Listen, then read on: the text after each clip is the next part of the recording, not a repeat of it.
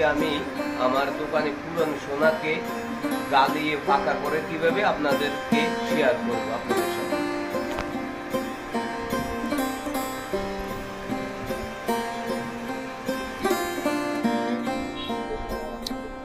আমি সর্বপ্রথমে একটা হাড়ি নিলাম, হাড়িতে নিয়ে পুরান সোনাগুলা দিলাম, দিয়া টুকনি দিয়ে কয়লার মাধ্যমে গালাচ্ছি। বিশেষ করে আমি পুরান সোনাগুলা পাইলে সব সময় গালিয়ে পাকা করে। অনেক টাইমে দেখা গেছে অনেক দোকানদার এভাবেই অলংকার বানায় ফেলা পুরান সোনা গালিয়ে, কিন্তু আমি সেক্ষেত্রে একটু ভিন্ন। আমি আমার নিজের হাতে সোনাগুলা গালাইয়া পাকা করে নিজে 100% হয়ে থাকি, যে ভবিষ্যতে আমি কতটুকু দিলাম, কাস্টমার আসলে কতটুকু বাদ দেওয়া যায়, আমারটা আমি জেনে রাখলাম। আজকে সেইটাই আপনাদের সাথে শেয়ার করতেছি। স্বর্ণগুলা গালাইতেছি, একটু গালাইতে সময় লাগে। এটা তরল হয়ে গেছে, গালানোর পরে একবারে তরল হয়ে গেছে পানির মতো। আপনারা হয়তো এগুলা একটু দেখতেছেন যে এটা একবারে পানির মতো হয়ে যায়। গালানির পরে ভালো করে ঘুটে মিশিয়ে নিলাম। তারপরে আমি ওইটা পাঞ্চাবুনি বলে আমাদের, এটা দিয়ে কাজ করি, পাঞ্চাবুনি বলে। এই পাঞ্চাবুনিটাকে তাতিয়ে নিচ্ছি যেন একটু ভিজা না থাকে। ভিজা থাকলে আবার অনেক টাইমে ঢালার সাথে সাথে ফুটা শুরু করবে।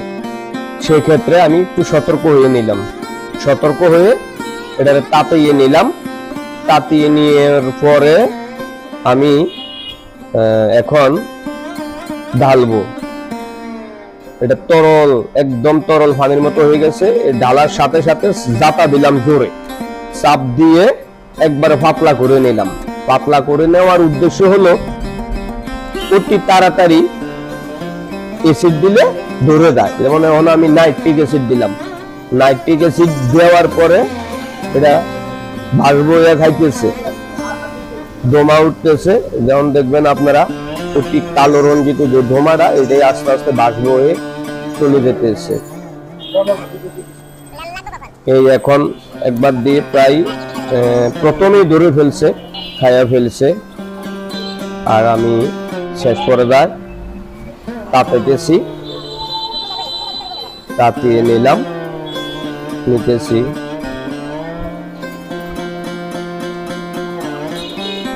তাপাইয়া নিতেছি যেন পানি না থাকে।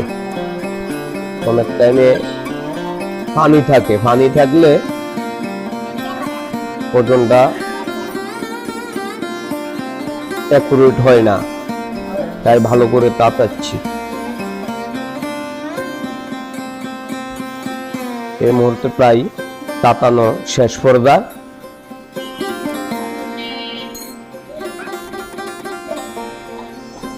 তাতানো হয়ে গেছে মোটামুটি। এখন আমি উপরে উঠাইলাম, এটা করব, ওজন দেওয়ার জন্য প্রসেসিং করতেছি। একবারে শুকিয়ে নিয়েছি, শুকিয়ে নিয়ে ওজন দিচ্ছি।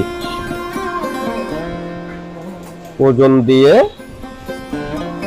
কাজের জন্য প্রস্তুতি নিচ্ছি। আংটি বানাই, কানের দুল বানাই, যাই বানাই, কারিগরকে বুঝিয়ে দেব। ধন্যবাদ সকল প্রিয় বন্ধুদের এত সময় আমার সাথে থাকার জন্য, ভিডিওটা দেখার জন্য।